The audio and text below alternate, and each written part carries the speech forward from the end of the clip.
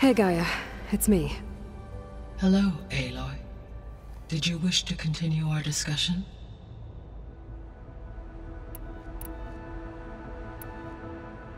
Beta believes the Zeniths want to use the terraforming system to wipe out life on Earth. Start over, so they can build it how they want. Further supporting our hypothesis. But why? Given their technology, they could wipe out the tribes of the world by easier means. And if they're the same people who left Earth 1,000 years ago, wouldn't they want the biosphere to be as it was? It is likely they adjusted to different planetary conditions in their colony on Sirius. They may be trying to recreate that environment here. Turning Earth into a new Sirius. Their own personal playground.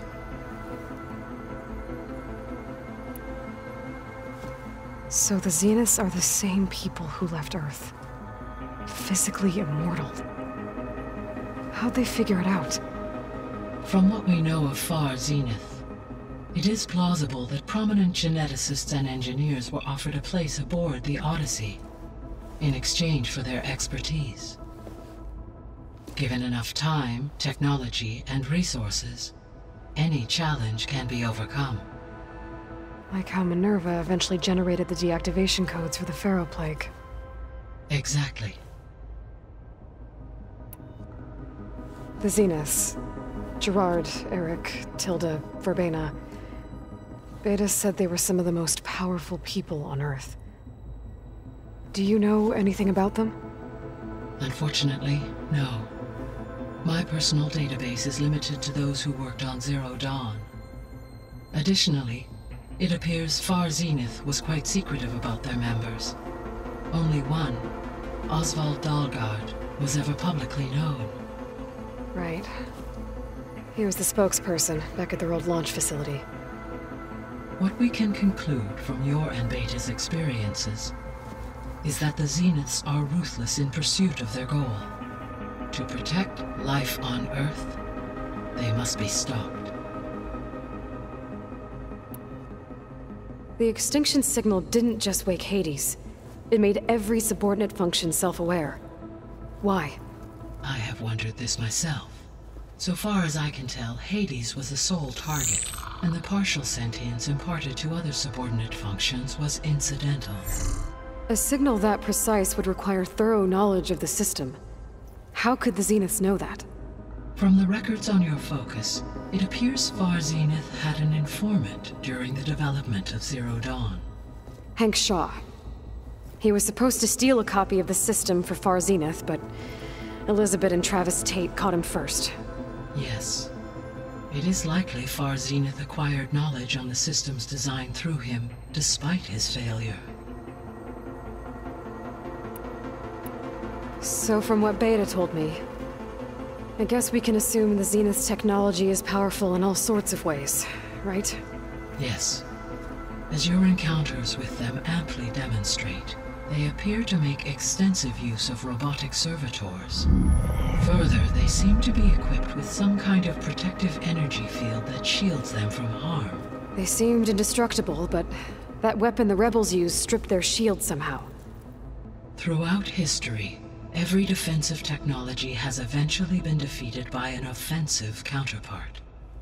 While we lack the anti-shielding weapon, were I to absorb Hephaestus and utilize it to create a large force of combat machines, no shielding could withstand such an assault indefinitely. So there's hope. Always.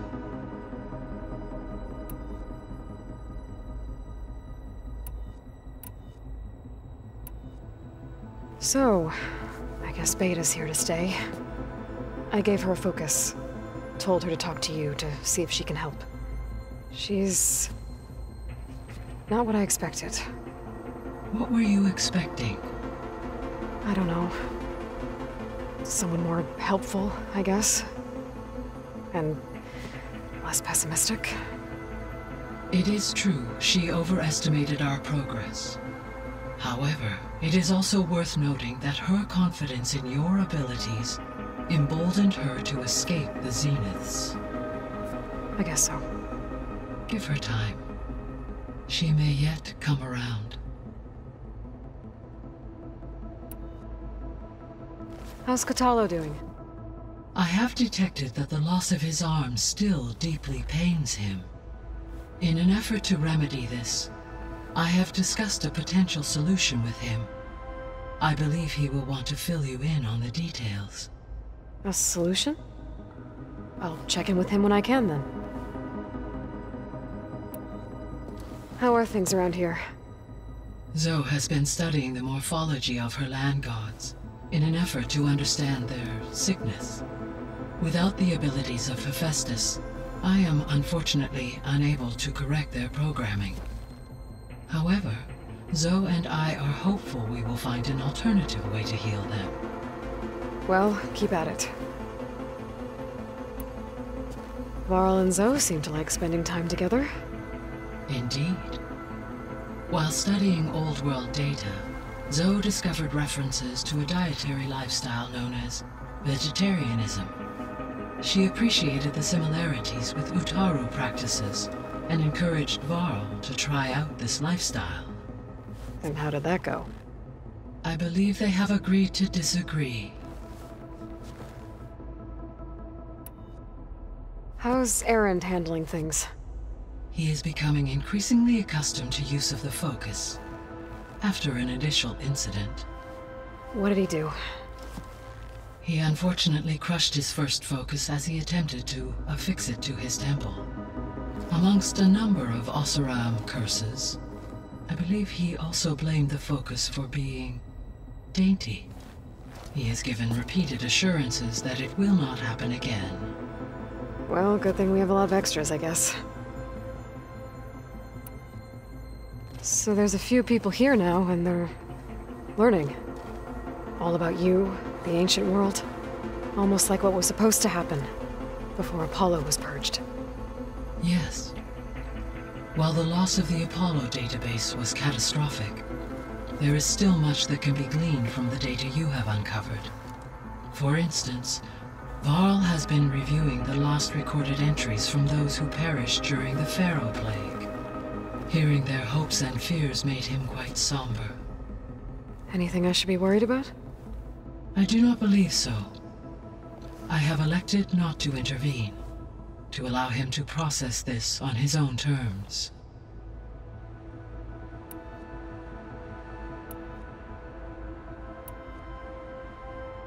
The missing subordinate functions. What can you tell me about them? Artemis rewilded the Earth with a variety of animal species. Eleuthia was responsible for gestating, nurturing, and acculturating a new generation of human beings. Apollo was tasked with preserving, organizing, and disseminating vast archives of human knowledge and cultural achievements.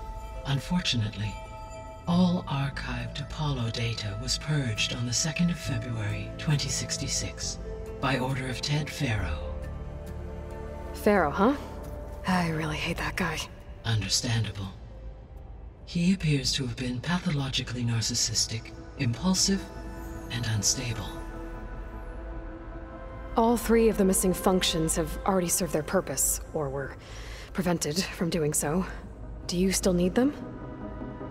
Restoring their remaining elements would increase my heuristic processing density, empowering my overall function.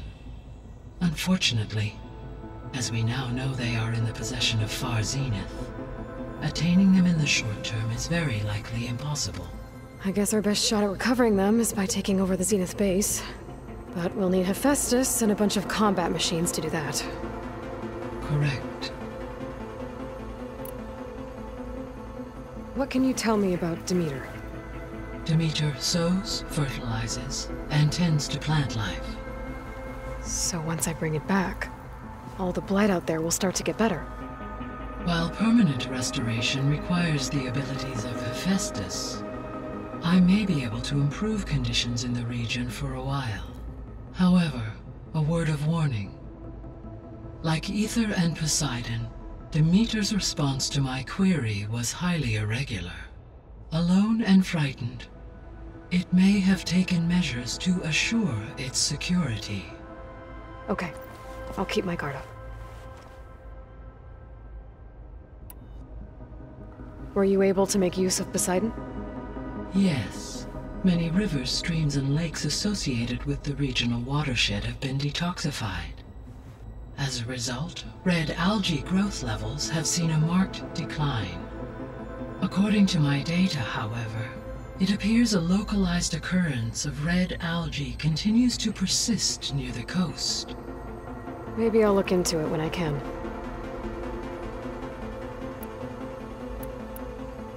So, Poseidon spent the last 20 years hiding out in Las Vegas. From the data I found, it seems the city had an advanced water reclamation system. Is that why Poseidon went there?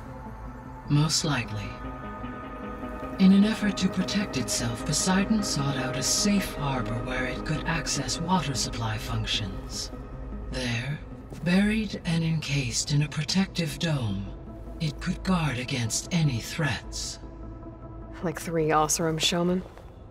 I suspect that was not the first time it felt the need to repel trespassers.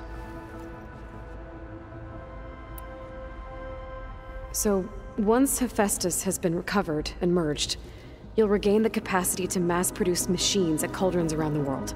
Yes, and to program their behavioral routines, or even control them directly. So you could build an army of machines. Attack the Zeniths and take them out. It is in my nature to take any and all necessary steps to preserve life on Earth, human life above all. So yes, once I have been empowered with the capacities of Hephaestus, I could design, build, and command such an army. Given the nature of the far Zenith threat, doing so may be our only option. I must admit, however, that I have misgivings about using such technology to kill, no matter how aggressive the enemy. That's good. It means you have a conscience. As Elizabeth intended. Indeed.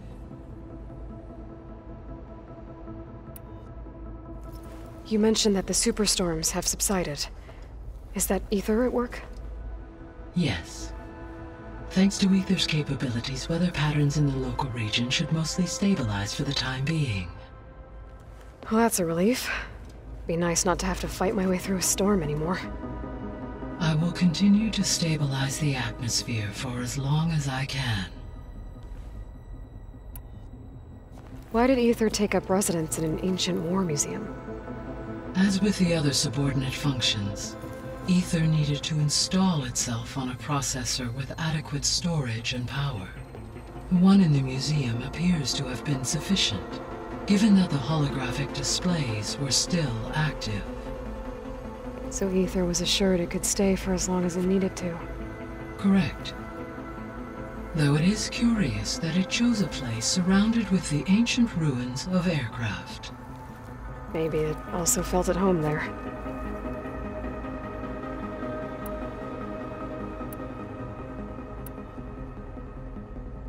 Gaia?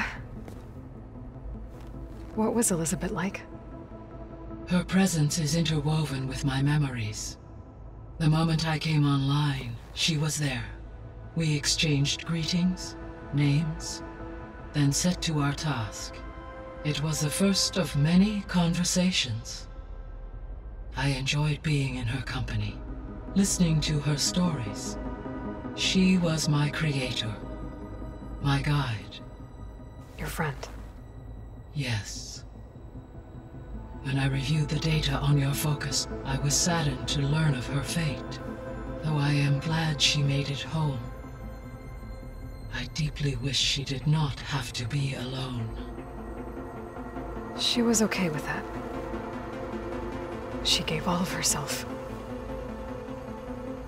The only one who could. Thanks, Gaia. So, Project Zero Dawn. The greatest minds in the world, all working to build the terraforming system while the feral plague devoured the planet. What was it like? Personnel worked in rotations, at all hours of the day. Resources and technology were secured from across the world. Within a month of the project's conception, I was launched and began my education. Elizabeth encouraged me to spend time with the rest of the Zero Dawn staff. She said it was important to experience many personalities and perspectives to aid in my emotional development. What were they like? Scared, hopeful, determined. They were hurtling toward technological achievements on a scale never before attempted. I owe everything to their dedication. So this facility, the Regional Control Center, it was meant to oversee the terraforming system? For the local region, yes. Had humans received their education from the Apollo database, they would have then been guided here to assume operation. As that never happened, this place remained vacant. Until Minerva decided to settle here. So the Hades Proving Lab, where I found the Gaia kernel, it used to be a Pharaoh research facility? Yes. Prior to appropriation by Zero Dawn, the facility was used to engineer and test advanced computer viruses.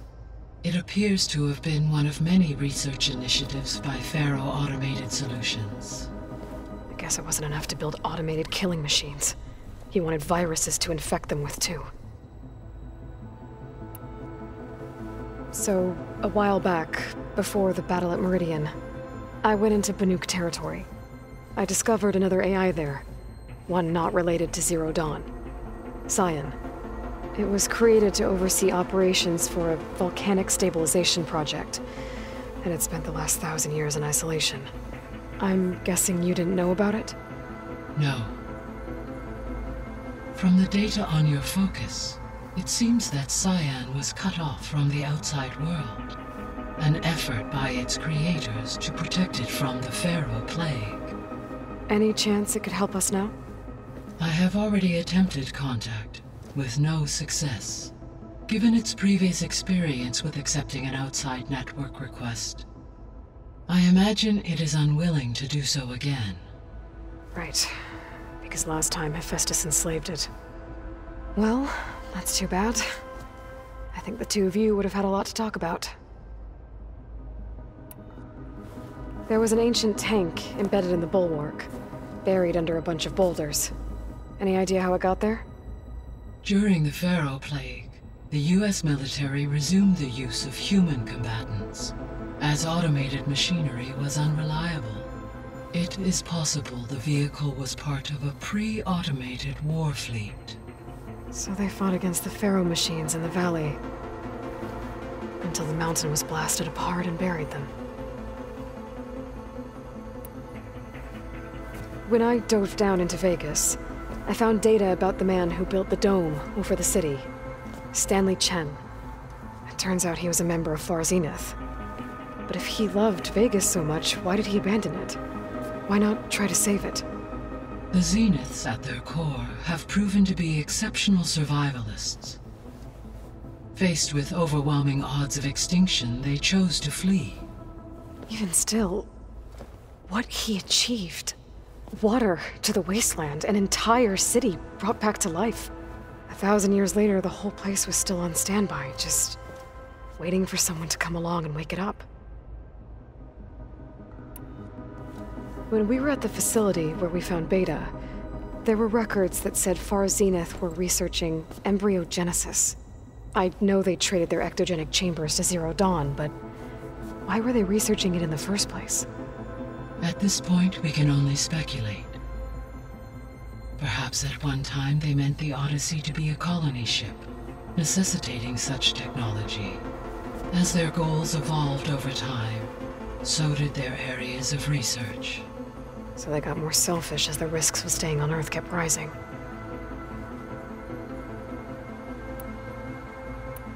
I'll be off. Farewell, for now.